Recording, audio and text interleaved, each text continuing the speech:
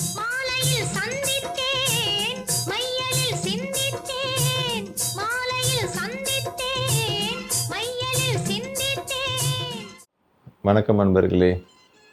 துளி துளியான மழை துளிகள் சேர்ந்து ஒரு சிறு ஓடையாக ஓடுவது போல சின்ன சின்ன கதைகளாக நாம் பேசி 40 வாரங்கள் அருகில் வந்து விட்டோம். ஏறக்குறைய 10 மாதங்களாக உங்களோடு நான் தொடர்ந்திருப்பது மிக்க மகிழ்ச்சி. உங்களுடைய ஆதரவை தொடர்ந்து தந்து கொண்டிருப்பதற்காக என்னுடைய நன்றி கலந்த வணக்கத்தை தெரிவித்துக் கொள்கிறேன். வணக்கம். வணக்கம் நண்பர்களே. இந்த வாரம் நாம் ஒரு குட்டி பையனின் கதையை பார்க்க போகிறோம். ஒரு குட்டி கதை தான். இந்த கதைக்கு நாம் தாய் மீது சத்தியம் என்ற பெயரை வைத்து விடலாம். உடனே பழைய தேவர் ஃபிலிம்ஸ் ரஜினிகாந்த் நடித்த தாய் மீது சத்தியம் படத்தை நினைத்துக் கொள்ளாதீர்கள்.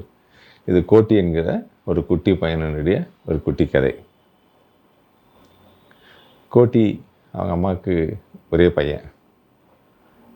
அவங்க அம்மா மேலே அவனுக்கு ரொம்ப அன்பு, ஆசை. அவங்க அம்மாவோட இடுப்பு உயரம் தான் இருப்பான். 3வது படிக்கிறான். அப்பப்போ அம்மாவை கெட்டியாக வந்து கட்டி பிடிச்சிக்குவான். அம்மா உட்காந்துருந்தாங்கன்னா கீழே அவங்க கழுத்தை கட்டி பிடிச்சின்னு அவன் கிணத்துல முத்தம் எடுப்பான்.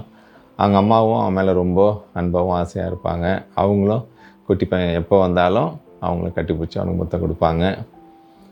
ஏறக்குறைய 5 வயசு வரைக்கும் கோட்டி வந்து அவங்க அம்மா பக்கத்தில் அவங்க அம்மாவோட 2 கன்னத்துலேயும் கை வச்சுருந்தான் தூங்கின்னு இருப்பான். அம்மானா அவ்வளோ ஆசை அவனுக்கு. சாயந்தரம் ஸ்கூல்லேருந்து வந்த உடனே கடன்னு கை கால் முகம்லாம் கழுவிட்டு சாமிக்கு விளக்கு ஏற்றிட்டு அம்மா கூட உட்காந்து அன்றைக்கி நடந்த விஷயம் எல்லாம் பேசுவான். அம்மா அவனுக்கு எதாவது சாப்பிட கொடுப்பாங்க. அப்புறம் வந்து அவனுக்கு காஃபி கொடுப்பாங்க. குடிச்சிட்டு இப்போ என்ன அம்மா மடியில் படுத்துக்குவான். அப்போ தான் போய் படிக்க ஆரம்பிப்பான். அப்புறமா விளையாடின்னு இருப்பான். அம்மா அடுக்கலையில் இருந்தாங்கன்னா அவங்களுக்கு கூடவே எல்லாம் உதவியெல்லாம் செய்கிறது, பாத்திரங்கள்லாம் எடுத்து கொடுக்குறது, இந்த மாதிரி எப்போயுமே அம்மாவோட ஆசையாக இருப்பான். ஒரு நாள் என்னாச்சு, அவனோட பக்கத்து வீட்டில் அவனோட கிளாஸ்மேட் கௌசல்யா இருக்கா. அவங்க வீட்டில் போய் விளையாடின்னு இருந்தான். திடீர்னு கோட்டிக்கு கௌசல்யா கிட்ட தன்னோட ஹீரோத்தனத்தை காட்டணும்னு ஆசை வந்துச்சு. அவகிட்ட நானும் எங்கள் அப்பாவும் அவங்க வீட்டுக்கு போயிருந்தோம், ஒரு ஃப்ரெண்டு வீட்டுக்கு போயிருந்தோம்.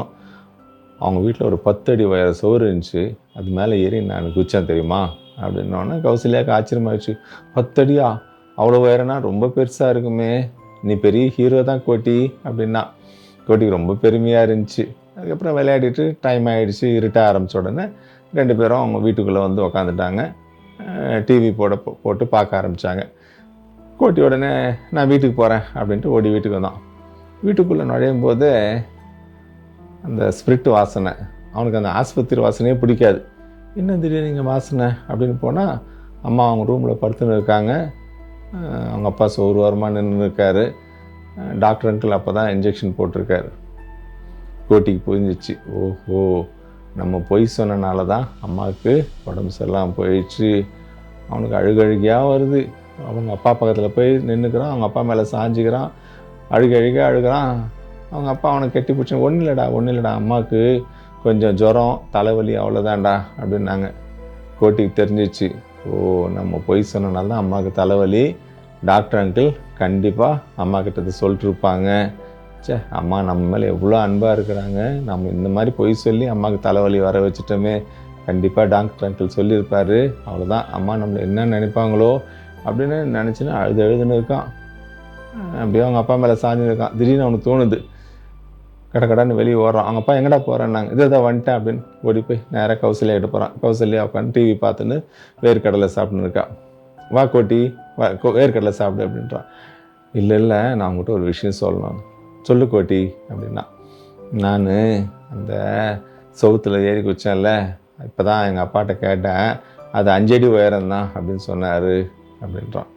உடனே கௌசல்யா என்ன சொல்கிறா, 5 அடி உயரம்னா கூட பரவாயில்லையே, நம்மளோட உயரமாக இருக்குமே, அப்போ கூட பரவாயில்ல, நீ ஹீரோ தான் அப்படின்னு சொன்னோன்னே கோட்டிக்கு கொஞ்சம் சந்தோஷமாக இருந்துச்சு. திருப்பி ஓடி வரான். ஓடி வந்து பார்த்தா அதுக்குள்ளே டாக்டர் அங்கிளும் இல்லை, அப்பாவும் இல்லை. அவங்கெல்லாம் கிளம்பி போயிட்டுருக்காங்க. அம்மா பார்த்தா சவுத்து பக்கமாக திரும்பி தூங்கிட்டு இருக்காங்க, படுத்துட்டு இருக்காங்க. தூங்கிட்டு இருக்காங்களான்னு தெரில இவனுக்கு, ஒன்றும் புரியல. ஐயோ என்னடா இது, என்னடா அம்மா இன்னும் எழுந்துக்கவே இல்லையே, வேண்டாம் நமக்கு பொய்யே வேண்டாம் அப்படின்னு நேராக திருப்பி ஓடி வரான் கௌசல்யாட்ட.